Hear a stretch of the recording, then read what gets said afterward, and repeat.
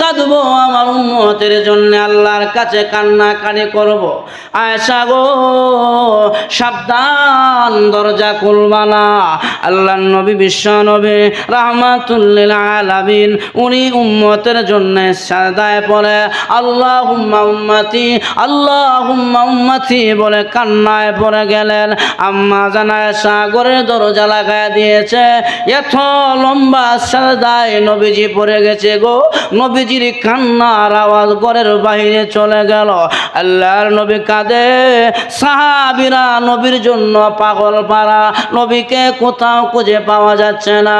আল্লাহর নবী কোথায়? আবু বকর নবীর জন্য পাগল হয়ে গেলেন, নবীকে কোথাও পাওয়া যায় না। রাসূল কোথায়? আল্লাহর নবীর সন্ধানে বের হয়ে গেল।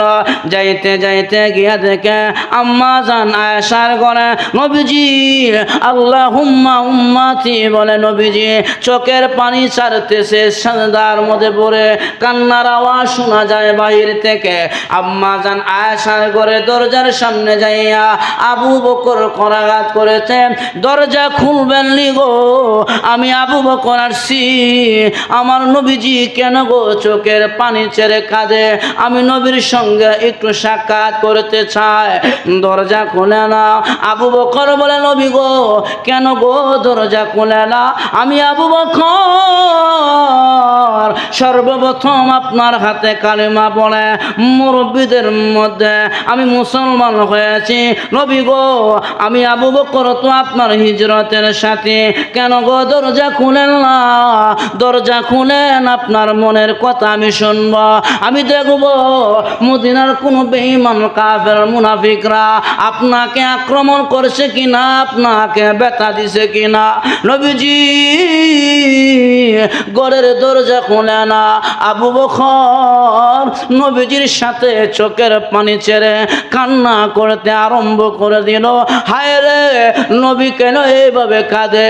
এই নবীর তো মা নাই, নবীর তো বাবা নাই, এতিম নবীকে কে আঘাত দিছে গো? এই বলে আবু বকর কান্না করতে আরম্ভ করলো। উনার কান্না শুনিয়া হযরতে খাত্তাব ইবনে ওমর উনি দৌড়ে চলে আসছে। উনি যে দৌড়ে আসলেন, এসে দেখে আবু বকর কান্দে, ঘরের ভিতরে নবীজির কান্নার আওয়াজ শোনা যায়। আবু বকর গিয়া বলেন কে গো ঘরের দরজাটা খুলবাইনি? আমি উমর আসছি, আমি জিজ্ঞাসা করবো আমার নবীকে মদিনার কোন কাফের বেঈমানরা আমার নবীকে কোনো কষ্ট দিছে কিনা। আমি উমর তার মাথা দেহ থেকে আলাদা করে দেব। আমি তো গরম সাহাবী উমর, যার এলানের কারণে প্রকাশ্যে কালিমার দাওয়া শুরু হয়ে গেছে। আমি উমর দরজা খুলেন, নবীজি দরজা খুলেন। আম্মা জান আয়েশা দরজা বন্ধ করে রাখলেন। উমর চোখের পানি ছেড়ে কাঁদতে আরম্ভ করলো। হায় রে এমন কর্মকাণ্ড তো কোনোদিন ঘটে নাই। আমার নবী এইভাবে কেন কাঁদে? নবীজির কান্নায় ওমর কাঁদে। সাহাবীরা দৌড়ে গেলেন আলী রাদিয়াল্লাহু আনহুর কাছে। ও আলী, তুমি তো নবীজির জামাতা, নবী কেন গো এইভাবে কাঁদে? আমরা তার কোনো তথ্য পাই না।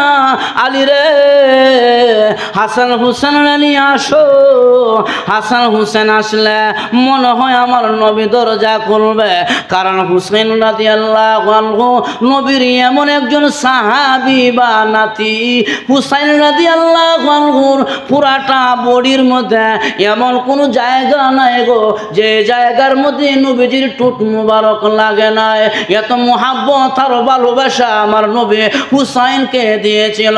হুসাইনরে এত ভালো আমার নবী বাসতেন।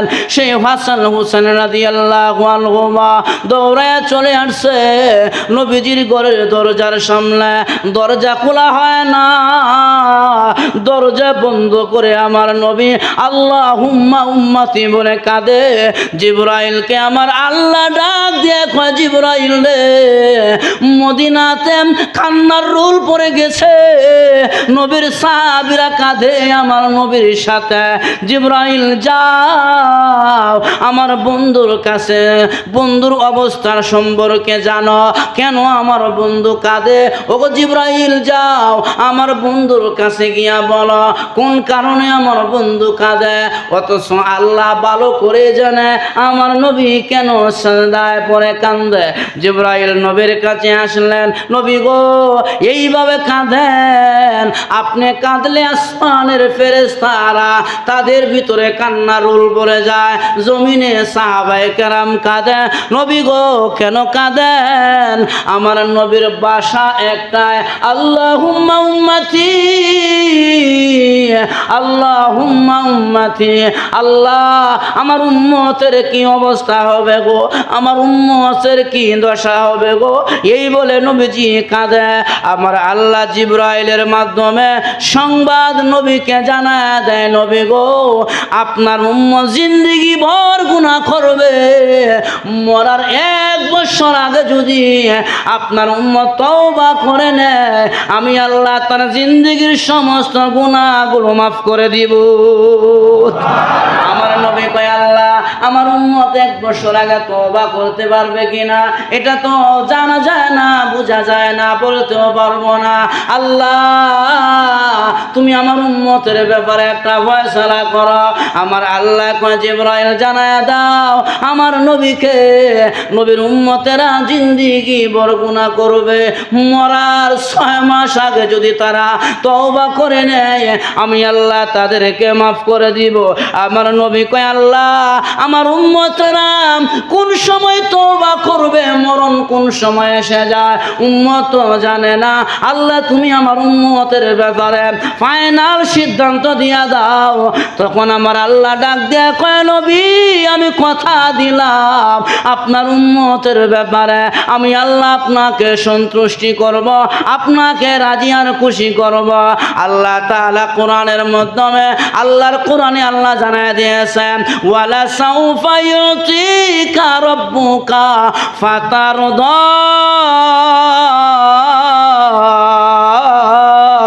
আল্লাহ তাআলা কোরআনের মাধ্যমে আমার নবীকে জানায় দেয়, নবী গো আপনাকে আমি আল্লাহ খুশি করব, সন্তুষ্টি করব। তখন আমার আল্লাহর নবী কয় আল্লাহ আমার উম্মত যে পর্যন্ত একজন জাহান্নামে থাকবে আমি নবী খুশি হব না। আল্লাহ কয় নবী গো আমি আল্লাহ আপনার সমস্ত উম্মতদেরকে জান্নাতে ঢুকাইয়া আমি আল্লাহ আপনি নবীকে খুশি করে দিব। তাহলে এই উম্মতের ব্যাপারে উম্মতের জন্য নবী কত কাঁদে, অথচ উম্মত আল্লাহ মানে আখেরি নবী মানে না।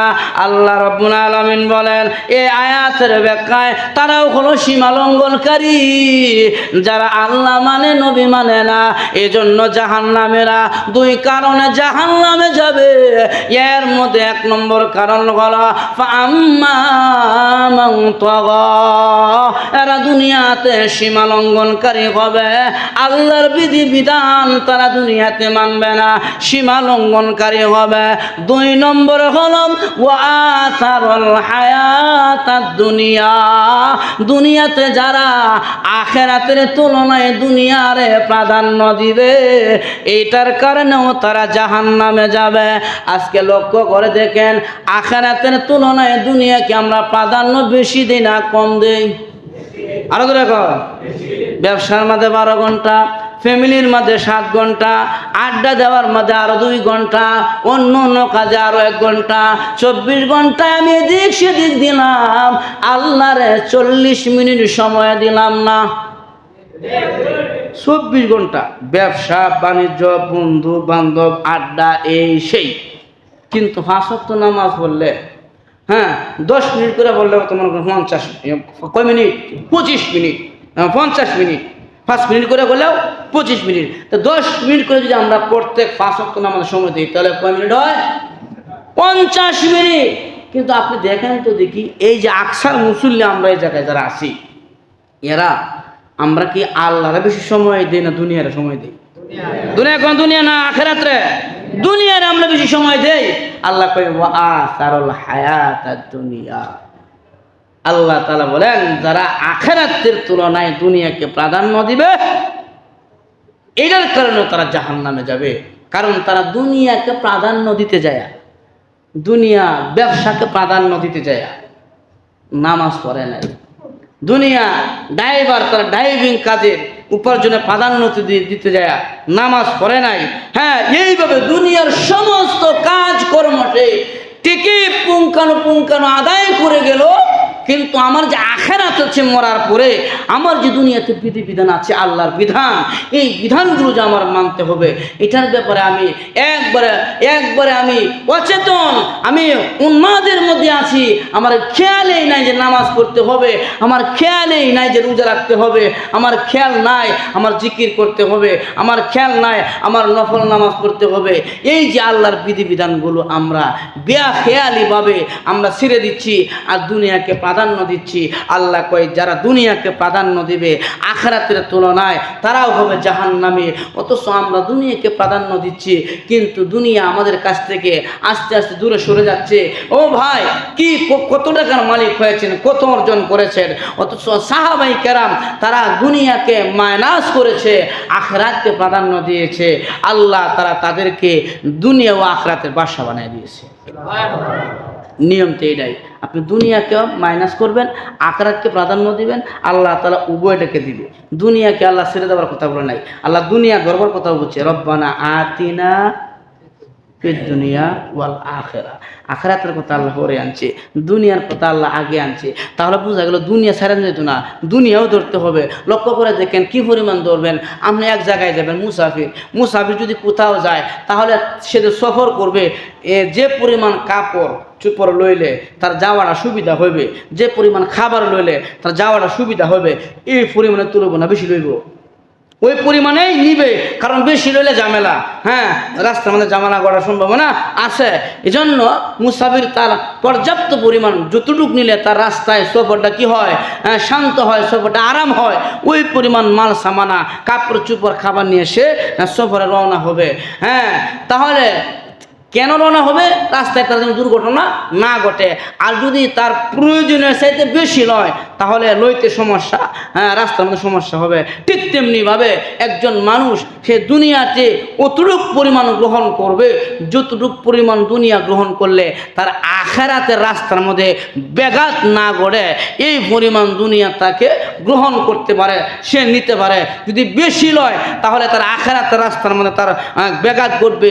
দোকান 3টার জায়গায় 5টা লইলে নামাজের সমস্যা হইব। হ্যাঁ, বিভিন্ন দুনিয়া মুখ বেশি হয়ে গেলে নামাজ কালাম আল্লাহর বিধিবিধানের মধ্যে তার সমস্যা ঘটে যাওয়ার সম্ভাবনা রয়েছে। এজন্য দুনিয়াকে অতটুক পরিমাণ গ্রহণ করো যতটুক নিয়ে আখিরাতের রাস্তায় চলতে তোমার সুবিধা হয়, অতটুক নাও। বেশি নিলে তোমার রাস্তার মধ্যে জঞ্জাল বাজার সম্ভাবনা আছে। আমার ভাইয়ারা, আমরা তো একবারে আখিরাতের কথা আমাদের মনেই নাই, দুনিয়ায় নিয়ে লেগে গেছি। দুনিয়ার রং তামসা, দুনিয়ার বুক বিলাস সব নিয়ে আমরা ব্যস্ত আছি, নামাজ কালামের কথা খবর নাই। অথচ সাহাবায়ে কেরাম দুনিয়াকে মাইনাস করছে।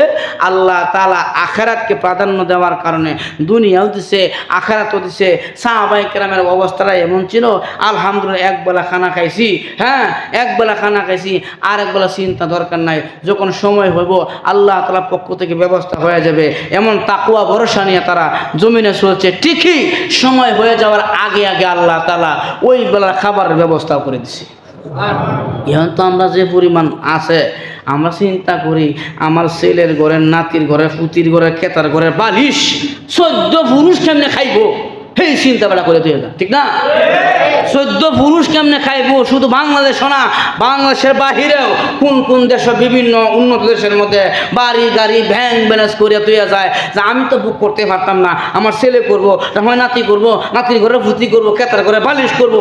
এই যে একটা 14 পুরুষের চিন্তা করিয়া দুনিয়াটাই খালি প্রাধান্য দিলাম। আখিরাতের কোনো সরঞ্জামাদি আমার নাই, আখিরাতের পুঁজি আমার নাই, 5 ওয়াক্ত নামাজের ইহতেমাম নাই, আমার ভিতরে দুনিয়ায় খালি ঢুকলো, ঢুকলো, আখরাতের কিছুই ঢুকলো না।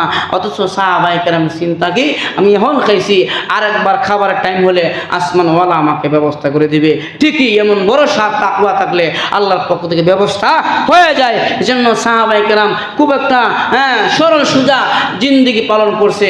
আল্লাহ তাআলা তারা দুনিয়াতে তারা অবাসা ছিলেন, আখিরাত অবাসা।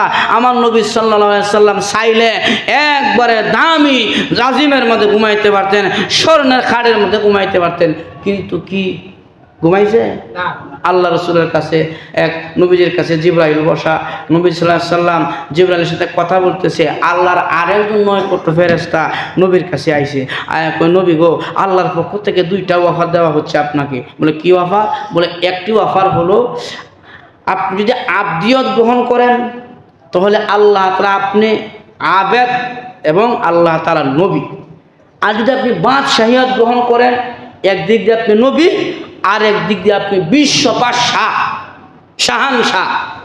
কোনটা গ্রহণ করবেন? আবদিয়ত আর বাদশাহিয়ত, দুইটা অফার, যেটা গ্রহণ করতে পারেন।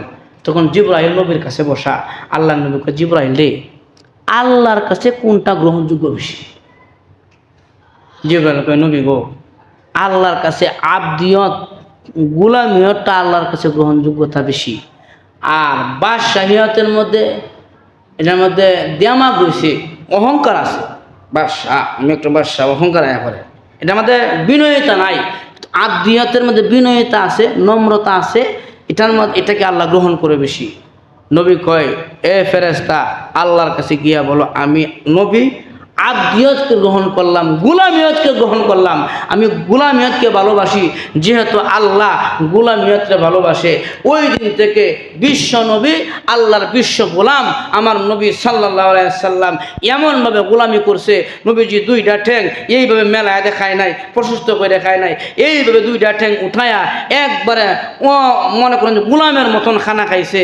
খেয়াল লাগি দুইটা ঠ্যাং প্রশস্ত করে খানা খা, আল্লাহ যদি রাগ হয়ে যায়, যেমন আমার বাড়িতে যদি ফকির আয়ে বিজ্ঞানীবার লাগে খাবার দিকে যদি কয় ভাই সেটা খাওয়া দিবে, যদি কয় ইচ্ছা খান, তাহলে ফকির কিন্তু এইভাবে বৈশা মস্তানা মতন খাইতো না। হ্যাঁ, দুই ঠ্যাং উড়াইয়া করে নিচু খাই। কারণ বেড়া যদি কিরে বেড়া ফুহির হইছস, আমার দুই ঠ্যাং মেলা যে খানা খাইতেছস, মালিক যদি রাগ হইয়া যায়, এই বয়সে কি করে ফকিরের মতন খানা খা। রসুল কয়, যেদিন থেকে আমি আবদিয়ত গ্রহণ করেছি, আম্মা জান আয়েশা বলেন, ওই দিন থেকে আমার নবী সোজা হয়ে ঘুমায় নাই, বাঁকা হয়ে ঘুমাইছে। না জানি আমার আল্লাহ নারাজ হয়ে যায়, বাঁকা হয়ে ঘুমাইছে। আল্লাহ, আমি তো তোমার নবী, তোমার একটা বিশ্ব গোলাম, আল্লাহ আমি তোমার গোলাম। নবীজি, আম্মা জান আয়েশা বলেন, যেদিন থেকে নবীজি আবদিয়ত গ্রহণ করছে, প্লেটটা ভালো করে চেটে চিটে খাইছে, একবারে চেটে চিটে খাবার খাইছে। কারণ ফকির যদি খানা খায়, অর্ধেক খায় আর অর্ধেক ফালাইয়া দেয়, তাহলে মালিক করবো বাপরে খাইবার ফাঁস না, আবার কিছু খায় কিছু ফালাইয়া দেয়, মালিক নারাজ হইব। আমার নবী প্লেটটা সুন্দর করে চেটে চিটে খায়, যাতে খাবার মধ্যেও নবীজির আবদিয়ত গোলামিয়ত প্রকাশ পায়। আল্লাহ, আমি তোমার গোলাম, তুমি তো আমার মনিব। সব জায়গায় আমার নবীজি আবদিয়ত গ্রহণ করেছে, সব জায়গায় আমার নবীজির গোলামিয়ত প্রকাশ পেয়েছে। নবী কয়, আমি তোমার নবী এবং তোমার বিশ্ব গোলাম। আল্লাহ যেহেতু গোলামিয়তকে ভালোবাসে, আম্মা জান আয়েশা বলেন, হাজারো প্লেটের মধ্যে আমি আমার নবীর প্লেটটা খুঁজে পাইতাম। এই প্লেটটার মধ্যে নবী খানা খাইছে, এমনভাবে চিটে চিটে খাবার খাইতেন। জন্য খাবার খাওয়ার মধ্যে সুন্নত আছে, প্লেটকে সুন্দর করে চেটে চিটে খাইতে হয়। খাবার পড়ে গেলে দস্তরখান বিছায় খাইতে হয়, যাতে যে খাবারটা পড়ে গেছে বলা যায় না কোন খাবারের মধ্যে আল্লাহ তাআলা বরকত রেখে দিয়েছে। এজন্য ওই খাবারটা ময়লা হয়ে গেলে ধুয়ে মুখের মধ্যে দেওয়া বলা যায় না, এটার মধ্যে তো বরকত থাকতে পারে। এজন্য রসুল আবদিয়ত গ্রহণ করছে, সব জায়গায় নবীজির আবদিয়ত প্রকাশ পাইছে।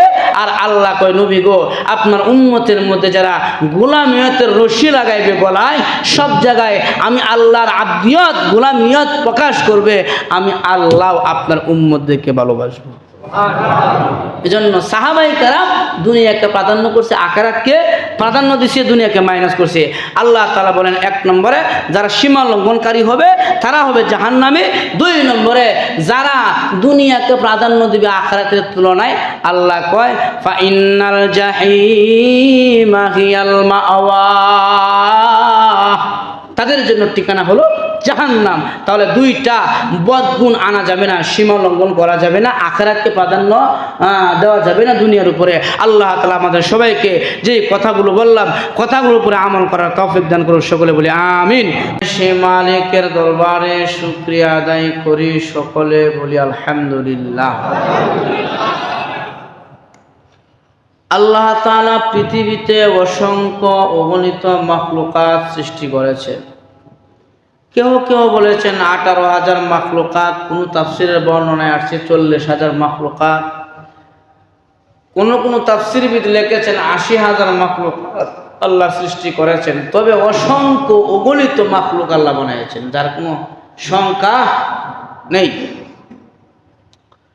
এই অসংখ্য অগণিত মাখলুকাতের ভিতরে সর্বশ্রেষ্ঠ উত্তম সর্বশ্রেষ্ঠ হিসাবে স্বীকৃতি দিয়েছেন বনি আদমের সন্তান আমাদেরকে আল্লাহ তাআলা সর্বশ্রেষ্ঠ হিসাবে স্বীকৃতি দিয়েছেন এবং সর্বোত্তম জাতি হিসাবে আল্লাহর কাছে আমরা বিবেচিত। সুবহানাল্লাহ। তাহলে আমরা সর্বশ্রেষ্ঠ জাতি, সর্বশ্রেষ্ঠ সমস্ত মাখলুকাতের ভিতরে সর্বশ্রেষ্ঠ মাখলুক হইলাম আমরা। কেমনে সর্বশ্রেষ্ঠ মাখলুক হইলাম? এটা কি আপনার আমার কথা না আল্লাহর কোরআনের কথা? আল্লাহ এক জায়গায় বলছেন, ওয়ালাকাদ কাররামনা বানি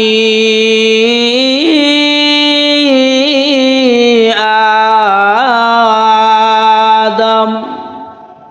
আল্লাহ বলেন ওয়ালাকাদ কাররামনা বানি আদম, আমি আল্লাহ বনি আদমের আওলাদ বনি আদমের সন্তানকে সম্মানিত করেছি, শ্রেষ্ঠ বানিয়েছি।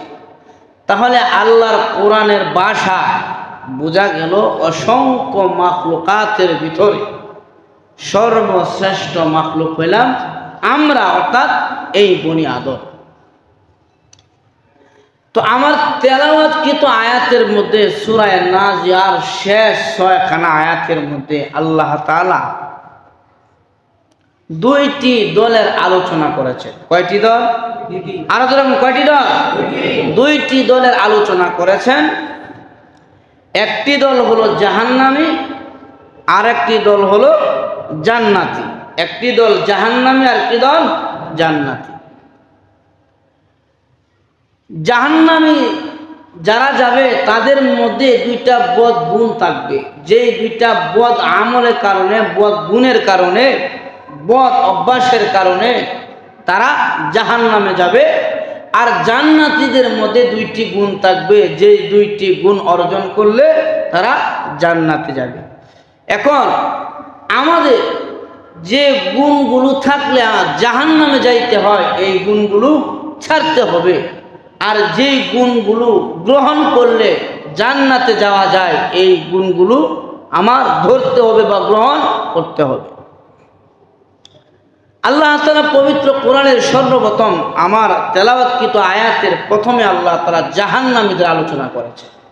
যে কারণে জাহান্নামীরা জাহান্নামে যাবে তার কারণগুলো আল্লাহ তাআলা উল্লেখ করেছেন। তো জাহান্নামীরা জাহান্নামে যাবে, জাহান্নামের আলোচনা মহান রব্বুল আলামিন পবিত্র কোরআনের পুরা কোরআন শরীফের ভিতরে সরে সিটে আল্লাহ জাহান্নামীদের জাহান্নামে আলোচনা করেছে। কোন এক সূরার ভিতরে আল্লাহ সীমাবদ্ধ রেখে জাহান্নামের আলোচনা আল্লাহ করেন নাই। যেমন কোরআনে একটি সূরা আছে সূরা নিসা, এই সূরা নিসার মধ্যে আল্লাহ তাআলা মহিলাদেরকে নিয়ে আলোচনা করছে। কিন্তু পবিত্র কোরআনে 114খানা সূরা আছে, এমন কোন সূরা আছে না সূরাতুল জাহান্নাম আছে? কিন্তু জাহান্নাম একটা ইম্পর্টেন্ট বিষয়, গুরুত্বপূর্ণ বিষয়। এই আলোচনা সারা কোরআন শরীফের ভিতরে আছে, লেখি কোন একটা সূরা নির্ধারিত নাই, সূরাতুল জাহান্নাম নাই, কিন্তু জাহান্নাম তার আলোচনা পুরা কোরআন শরীফের ভিতরে আছে। এর কারণ কি? এর কারণটা মুফাসসিরিনে কেরাম তাফসীরের কিতাবে জবাব দিয়েছেন। পৃথিবীতে এমন কিছু মুমিন পরহেজগার মুত্তাকিন বান্দা আসবে যাদের কানের মধ্যে জাহান্নামের আওয়াজ গেলে তারা বেহুশ হয়ে জমিনের মধ্যে পড়ে থাকবে। এমনকি তারা যদি শুধু জাহান্নামের সূরা থাকতো আর জাহান্নামের আওয়াজ শুনলে তারা জমিনের মধ্যে বেহুশ হয়ে পড়ে থাকতো। একতরফায় জাহান্নামের কথা শুনলে তারা হুশে আসতো না। এত পরিমাণ পরহেজগার মুত্তাকিন আল্লাহওয়ালা বুজুর্গরা এই দুনিয়াতে আছে যাদের কানের মধ্যে শুধু জাহান্নামের আলোচনা করলে এরা বেহুশ হয়ে যায়, এরা বরদাস্ত করতে পারে না। এই জন্য আল্লাহ তাআলা সূরার ভিতরে সরে ছিটিয়ে জাহান্নামের আলোচনার সাথে জান্নাতের আলোচনা করেছেন, একতরফায় জাহান্নামের আলোচনা করেন নাই। কারণ ওই যে আল্লাহওয়ালারা শুধু জাহান্নামের আলোচনা শুনলে এরা তো বেহুশ হয়ে যাবে, এরা বরদাস্ত করতে পারবে না। আর আমাদেরকে এই যে শুক্রবার দিন ওয়াজ তাফসিরের মাধ্যমে জাহান্নামের আলোচনা শোনায়াও আপনারা আমার গুনার কাছ থেকে সরানো যাচ্ছে না। কিন্তু পৃথিবীতে এমনও কিছু আল্লাহর বান্দা বিদায় হয়েছে যারা জাহান্নামের কথা শুনলে বেহুশ হয়ে জমিনের মধ্যে পড়ে যেতেন। এটা কেন হইতো? তাদের ইমানের পাওয়ার এত বেশি ছিল। তাহলে বোঝা গেল আমাদেরকে ওয়াজ শোনায়াও নামাজে আনান যায় না, সুদ ছাড়াবার যায় না, জিনা থেকে বিরত রাখা যায় না, ঘুষ থেকে বিরত রাখা যায় না। এই যে ইমাম সাহেব প্রত্যেক শুক্রবারে সুদের বিরুদ্ধে ওয়াজ করে, ঘুষের বিরুদ্ধে ওয়াজ করে, গুনার বিরুদ্ধে ওয়াজ করে, কই পরিবর্তন নাই। কিন্তু আল্লাহর এমনও বান্দা পৃথিবী থেকে বিদায় হয়েছে জাহান্নামের কথা শোনা মাত্রই বেহুশ হয়ে পড়েছে। এই জন্য আমার ভাইয়েরা, এই পৃথিবীর শ্রেষ্ঠ ইমাম আবু হানিফা রাহমাতুল্লাহি আলাইহি যার মাযহাবের অনুসারী তামাম দুনিয়াতে সর্বশ্রেষ্ঠ, যার মাযহাবের অনুসারী এই দুনিয়াতে সংখ্যায় বেশি, যিনি সাইয়্যিদুল মাযহাব, সাইয়্যিদুল ইমাম আবু হানিফা রাহমাতুল্লাহি আলাইহি একদিন নামাজের কাতারে মুসল্লি হয়ে দাঁড়াইয়াছেন। নামাজে মুসল্লি হয়ে দাঁড়ানোর পরে উনি যে ইমামকে অনুসরণ করে মুসল্লি হয়েছেন ওই ইমাম নামাজের মাধ্যমে কোরআনের তেলাওয়াত করলেন, সূরা ইয়াসিনের একখান আয়াত তেলাওয়াত করলেন। ওয়ামতাজুল ইয়াউমা আইয়ুহাল মুজরিমুন। এই আয়াত যখন নামাজের মাধ্যমে ইমাম তেলাওয়াত করলেন, ইমাম আবু হানিফা রাহমাতুল্লাহি আলাইহি নামাজের মুসল্লি ছিলেন, উনি জমিনের মধ্যে পড়ে বেহুশ হয়ে গেলেন। কোনো কথা নাই, কোনো আওয়াজ বের হয় না, কোনো কথা বলে না। নামাজের শেষে ইমাম আবু হানিফার মাথার মধ্যে পানি ঢালা হলো, উনাকে হুশের মাধ্যমে আনা হলো। উনি হুশে আসার পরে ইমাম আবু হানিফাকে জিজ্ঞাসা করলেন, আবু হানিফা তুমি নামাজের মধ্যে কেন গো বেহুশ হয়ে জমিনের মধ্যে পড়ে গেলা? ইমাম বলে, ও আমার অনুসারীরা, ও আমার ভাইয়েরা, নামাজের মধ্যে এমন একটা আয়াত ইমাম সাহেব তেলাওয়াত করেছে যে আয়াতের মধ্যে জাহান্নামের আলোচনা আছে। বলে কোন আয়াত? বলে সূরা ইয়াসিনের মধ্যে আল্লাহ বলছেন, ওয়ামতাজুল ইয়াউমা আইয়ুহাল মুজরিমুন। ময়দানে মাহশরে আমার আল্লাহ এই আয়াত তেলাওয়াত করবে আর বলবে, জান্নাতি দল থেকে জাহান্নামীরা আলাদা হয়ে যাও, জাহান্নামীরা আলাদা হয়ে যাও, জান্নাতীরা আলাদা হয়ে যাও, একসাথে থাকতে পারবা না। দুনিয়াতে আমরা যেমন সুদখোর, ঘুষখোর, নামাজি, বেনামাজি একসাথে চলি গো, ওইভাবে হাসরের মাঠে থাকা যাবে না, আলাদা করে দিবে। এই জন্যে আমার ভিতরে বড় ভয় লেগে লেগে গেল, হায় রে হাসরের মাঠে আমি ইমাম আবু হানিফা যদি নেককার বান্দার দল থেকে আলাদা হইয়া জাহান্নামীদের দলে চলে যায়, আমার ভাগ্য কতই না খারাপ হবে। এই জন্যে জাহান্নামের ভয়ে আমি ইমাম আবু হানিফা বেহুশ হয়ে জমিনের মধ্যে পড়ে গেলাম। আমার ভয়।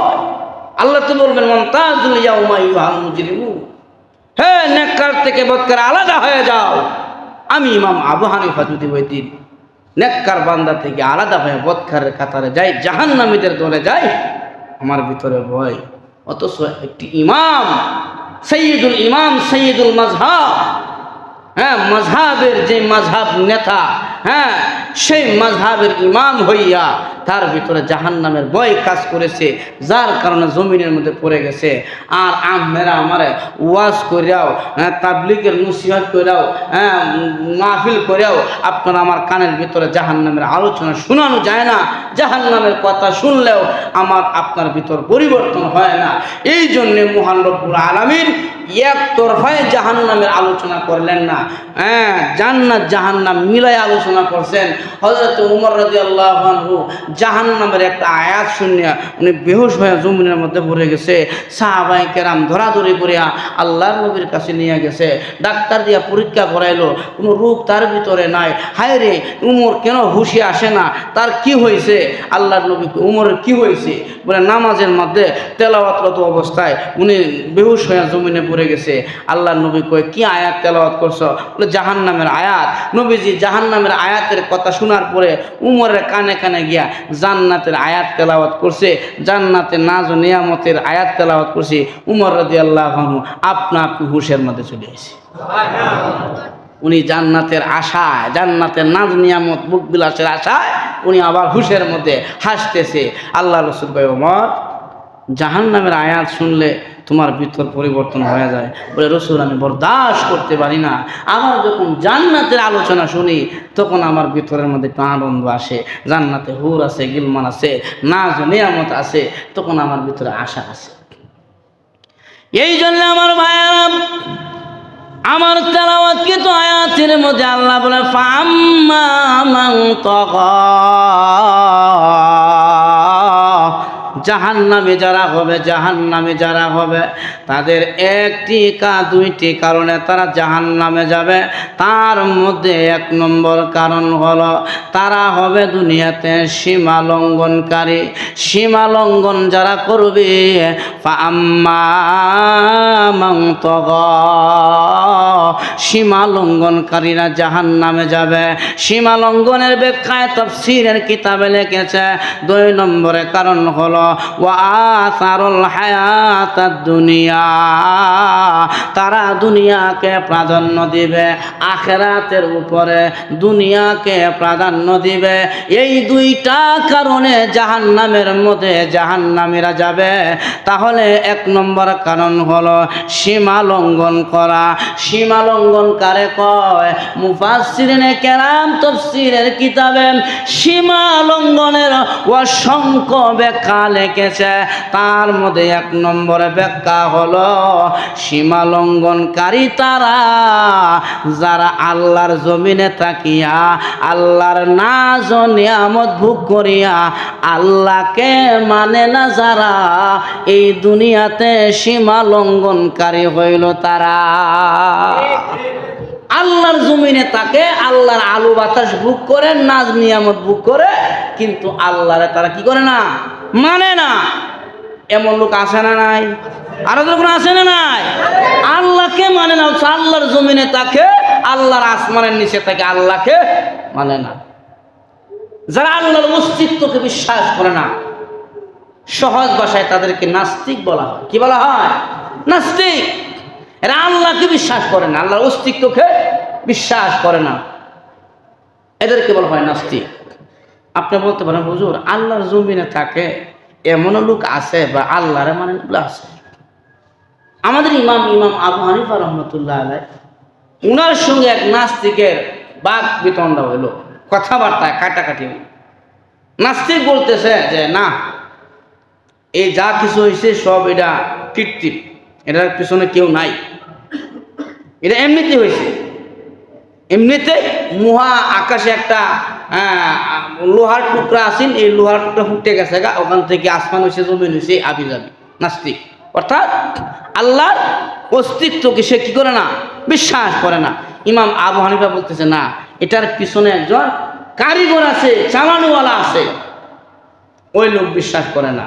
তখন নাস্তিক বলতেছে, তুমি যে বলতেছ এই আসমান জমিনের পিছনে একজন আছে, তুমি প্রমাণ করবা আর আমিও প্রমাণ করব এটার পিছনে কেউ নাই, দুইজনা ডিবেট করব, কোন দিন বসা যায় ডিবেটের মধ্যে।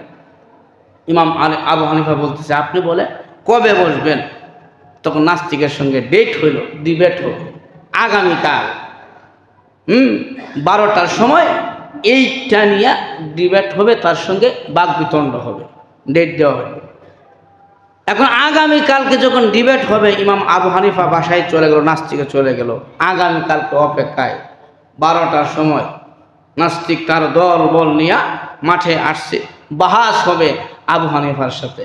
ইমাম আবু হানিফা রহমতুল্লাহ আলাই ডেট দিছে 12টায়, উনি আসতে আসতে সময় লাগবে 2টা, 2 ঘন্টা ওভার হয়েছে। যে মাত্র 2 ঘন্টা ওভার হয়ে গেল বাহাসে উনি আসলেন। আসার পরে নাস্তিক বলতেছে, তোমার সঙ্গে আমি কি আর বাহাসটা করতাম, টাইম দিচ্ছ 12টায়, আসলা 2টায়, 2 ঘন্টা ওভার হয়ে গেছে, তোমার তো কথা আর কাজের মধ্যে মিল নাই, তোমার লাগে কিসের বাহাস? ইমাম আবু হানিফা বলে, আরে ভাই, আসতে একটু রাস্তায় সমস্যা হয়েছে, যার কারণ দেরি হয়ে গেছে। নাস্তিক এমন কি সমস্যা হয়ে গেল, 2 ঘন্টা অতিবাহিত হয়ে গেছে, এদিক সেদিক হয়ে গেছে। ইমাম আবু হানিফা বলে, শোনো, আসার সময় আমি যেখান দিয়ে আপনার বাহাসে আসবো, রাস্তায় বিশাল বড় একটা নদী পড়ে, আমি যখন নদীর পাড়ে আসলাম, এসে দেখি নৌকা নাই। এখন আমি কিভাবে নদী পার হই? তখন বিশাল বড় একটা গাছ দেখতে পাইলাম, গাছের কাছে গিয়া বললাম, গাছ রে, তুমি কাঠ হয়ে যাও। গাছ এমনিতে কাঠ হয়ে গেল। কাঠকে বললাম, কাঠ, যেহেতু নদীতে নৌকা নাই, তুমি একটা নৌকা হয়ে যাও। আপনা আপনি নৌকা হয়ে গেল। নৌকাকে বললাম, যেহেতু মাঝি নাই, তুমি আমার এপার থেকে ওই পারে পার করে দাও। এই নৌকাটা আমাকে মাঝি ছাড়াই এপার থেকে ওই পারে পার করে দিয়েছে। এই কর্মকাণ্ড করতে আসতে আমার দেরি হয়েছে, যার কারণে 2 ঘন্টা ওভার হয়ে গেল। নাস্তিক কয়, কেমন পাগলামি কথা, মাথার তার ছিঁড়ে থেকে। ইমাম আবু হানিফার, গাছ এমনি কাঠ কেমনে হয়, আর কাঠ বা মিস্ত্রি ছাড়াই নৌকা কেমনে হয়, আর নৌকায় বা মাঝি ছাড়া এই নদী কেমনে পার করে দেয়? ইমাম আবু হানিফার তো মাথা নষ্ট হয়ে গেছে গা। নিশ্চয় নৌকা বানাইতে গেলে মিস্ত্রির প্রয়োজন, আর নৌকা পার করতে গেলে মাঝির প্রয়োজন। মাঝি ছাড়া নৌকা পার হওয়া যায় না, মিস্ত্রি ছাড়া নৌকা বানানো যায় না, আর মিস্ত্রি ছাড়া কাঠ তো চিরানো যায় না। সব পিছনে একজন লোক থাকতে হয়। ইমাম আবু হানিফা বলে, এরে নাস্তিক, যদি মাঝি ছাড়া নৌকা না পার হওয়া যায়, যদি মিস্ত্রি ছাড়া নৌকা না বানানো যায়, তাহলে ভালো করে শুনিয়া রাখো, আসমান জমিন যা কিছু তুমি দেখতেছ, সব কিছুর পিছনে একজন বানানোওয়ালা আছে। সেই বানানোওয়ালা হলেন আমার আল্লাহ। নাস্তিক ফাবহুইতাল্লাযী কাফার, জবান বন্ধ হয়ে গেছে, আর কোনো কথা নাই। এখন নাস্তিক বাহাসের মধ্যে বসছে। বসার পরে তাকে প্রশ্ন করলো, হ্যাঁ ইমাম আবু হানিফা, বলো তো দেখি, তোমার আল্লাহ কোথায় আছে? তোমার আল্লাহ কোথায় আছে? আমরা তো আল্লাহ আরশুস সামাওয়াতি ওয়াল আরদ, আল্লাহ আরশে আসমানে আছে। ইমাম আবু হানিফা রহমতুল্লাহ আলাইকে যখন এই প্রশ্ন করলেন, তখন ইমাম আবু হানিফা বলতেছে, এরে নাস্তিক, মোমের বাতি জ্বালাইলেন, মোমবাতির আলো দেখাইয়া বলতেছে, বলো তো দেখি এই মোমবাতির আলো কোন দিকে? ওরা, মোমবাতির আলো তো কোনো দিক নাই, চতুর্দিকে ছড়িয়ে ছিটিয়ে আছে। ইমাম আবু হানিফা বলে, আমার আল্লাহ চতুর্দিকে সব জায়গায় বিরাজমান, আমার আল্লাহ সব জায়গায় আছে, আমার আল্লাহ সব কিছু দেখে। সুবহানাল্লাহ। দ্বিতীয়বার প্রশ্ন করতেছে, আচ্ছা বলো দেখি তোমার আল্লাহ এখন কি করে? ইমাম আবু হানিফা বলতেছে, দেখেন, যিনি প্রশ্ন করে সে ছাত্র হয়, যিনি উত্তর দেয় সে হয় শিক্ষক। আর শিক্ষককে সম্মান দিতে হয়, তাকে মর্যাদার আসনে আসীন করতে হয়, মর্যাদার চেয়ারে বসাইতে হয়। আপনি যেহেতু প্রশ্ন করছেন, আপনি আমার জায়গায় আসেন, আর আমি যেহেতু উত্তর দিচ্ছি, আপনার আমি সিনিয়র, মানে সম্মানী ব্যক্তি বেশি, আমাকে আপনার জায়গায় উঠান, আমি চেয়ারে বসবো। তখন নাস্তিক তাই করলেন, আবু হানিফাকে মুসনদে বসাইলেন, আর উনি ইমাম আবু হানিফার জায়গায় ছাত্র জায়গায় গেলেন, এবং ইমাম আবু হানিফা চেয়ারের মধ্যে বসিয়া নাস্তিক যখন আবু হানিফার জায়গায় নিচে গেলেন, তখন আবু হানিফা বলেন, নাস্তিক তুমি প্রশ্ন করেছো আল্লাহ এই মুহূর্তে কি করতেছে? আমার আল্লাহ এই মুহূর্তে তোমার নিচে নামায়া আমার উপরে উঠাইছে, তোমার নিচে নামে আমার উপরে উঠাইছে, এই কাজটা আল্লাহ এই মুহূর্তে করছে। তাহলে বোঝা গেল এই আল্লাহর অস্তিত্ব, আল্লাহ যে সব কিছু বানাইলেন, এই সব কিছু যে বানাইলেন এই সব কিছু অস্বীকার করে এমন লোকও আছে না নাই?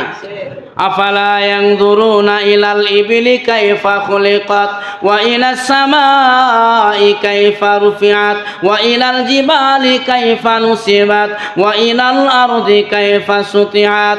আল্লাহ রাব্বুল আলামিন বলেন, পৃথিবীর মানুষেরা, যদি আমি আল্লাহকে চিনতে তোমাদের অসুবিধা হয়, আমি আল্লাহকে চিনতে তোমাদের সমস্যা হয়, আফালা ইয়ানজুরুনা ইলাল ইবিলি কাইফা খুলিকাত, আসমানের দিকে তাকায়া দেখো, আমি আল্লাহ বিশাল আসমান বানিয়েছে, একটা কুটিও দেই নয়, আমি আল্লাহ আসমান বানিয়েছে একটা দুইটা নয়। আল্লাযী খালাকা সাবআ সামাওয়াতিন তিবাকা, আল্লাহ 7টা আসমান বানিয়েছে, এক একটা আসমান থেকে দূরত্ব হইল 500 বছরের রাস্তা। এইভাবে আমার আল্লাহ 7টা আসমান বানিয়েছে, আমার আল্লাহ কোনো কুটি ব্যবহার করে নাই। ওরে বান্দা, আমাকে যদি চিনতে তোমার অসুবিধা হয়, আমার আসমানের দিকে তাকাও, তাহলে আমাকে চিনতে পারবা। আমার পাহাড়ের জিবালের দিকে তাকাও, আমি আল্লাহকে চিনতে পারবা। রে বান্দা, সমুদ্রের দিকে তাকাও, তাহলে আমি আল্লাহকে চিনতে পারবা। এই জন্য আমার ভাইয়ারা, জাহান্নামীরা 2 কারণে জাহান্নামে যাবে। এর মধ্যে 1 নম্বর হলো ফাআম্মা মান তাগা, দুনিয়াতে তারা সীমা লঙ্ঘন করবে। সীমা লঙ্ঘন কারে কয়? যারা আল্লাহর জমিনে থাকে, আল্লাহকে মানে না। 1 নম্বর সীমা লঙ্ঘনকারীর ব্যাখ্যা। 2 নম্বর সীমা লঙ্ঘনকারীর ব্যাখ্যা হলো যারা আল্লাহ মানে কিন্তু নবী মানে না, তারাও হলো সীমা লঙ্ঘনকারী। ওরা কারা? ওরা হলো আহমদিয়া কাদিয়ানির জামাত, যারা আল্লাহ মানে আমার নবীকে আখেরি নবী মানে না। আমার আল্লাহ কয়, যারা আমারে মানলা, আমার নবী মানলা না, তোমাদের মুসলমান দাবি করার অধিকার না। তাহলে বোঝা গেল সীমা লঙ্ঘনকারী 2 নম্বরে ব্যাখ্যা হলো আল্লাহ মানে নবী মানে না। এরা হলো কাদিয়ানীরা, নবীরে নবী মানে না, আখেরি নবী মানে না। অথচ আল্লাহ জানায় দিয়েছে, আল্লাহ রাব্বুল আলামিন জানিয়ে দিয়েছে আমার নবী হলেন আখেরি নবী। মা কানা মুহাম্মাদুন আবা আহাদিন মির রিজালিকুম ওয়ালাকিন রাসূলুল্লাহি ওয়া খাতামান নাবিয়িন। আমার নবী হলেন আখেরি নবী। রাসূল বলে গেছে আনা খাতামান নবী লা নাবিয়্যা বাদে, আমি শেষ নবী, আমার পরে আর কোনো নবী আসবে না, নবী আসার সুযোগ নাই। অতএব আমার নবীকে আখেরি নবী মানতে হবে। আজকে আমার নবীকে আখেরি নবী মানে না। আমার নবী এত মর্যাদার নবী, আমার নবীর চাইতে মর্যাদার নবী, সম্মানের নবী আল্লাহ দুনিয়াতে পাঠায় নাই। আমার নবী শ্রেষ্ঠ নবী, আমার নবী সর্বোচ্চ সর্বমর্যাদার আসনে আসীন। আল্লাহ তাআলা নবীর শান বর্ণনা করতে যাইয়া আল্লাহর কোরআনে আল্লাহ বলেন, ইন্নাল্লাহ ওয়া মালাইকাতাহু ইসাল্লুনা আলান নবী। হে আমার বান্দারা, আমার নবীকে তোমরা কেন আখেরি নবী মানো না? এমন শ্রেষ্ঠ নবী কোথায় পাইবা? শোনো আমার নবীর শান আর মর্যাদা। ইন্নাল্লাহ ওয়া মালাইকাতাহু, আমি আল্লাহ এবং আমার ফেরেশতারা, ওয়া মালাইকাতাহু ইসাল্লুনা আলান নবী, আমি আল্লাহ এবং আমার ফেরেশতারা সর্বদা আমার হাবিবের উপরে আমরা দুরূদ পড়তে থাকি। আল্লাহ বলেন আমি এবং আমার ফেরেশতারা সর্বদাই আমার হাবিবের উপরে দুরূদ পড়তে থাকি। আল্লাহ নিজে দুরূদ পড়ে হাবিবের উপরে, ফেরেশতারা হরদম দুরূদ পড়ে হাবিবের উপরে। অথচ নবীর উম্মত দাবি করো, নবীকে আখিরি নবী মানো না, সর্বশ্রেষ্ঠ নবী মানো না, সর্বমর্যাদার নবী মানো না। এমন দয়াল নবী, এমন মায়ার নবী পৃথিবীতে আর পাইবা না। আমার নবী কেমন মায়ার নবী ছিলেন, দয়ার নবী ছিলেন, লক্ষ্য করে দেখেন। হাদিসের মধ্যে ওয়াকিয়া পাওয়া যায়, আল্লাহ রাসূল সাল্লাল্লাহু আলাইহি সাল্লাম উম্মতের জন্য কত ব্যথা, উম্মতের জন্য কত দরদ, উম্মতের জন্য নবীর কত দয়া ছিলেন।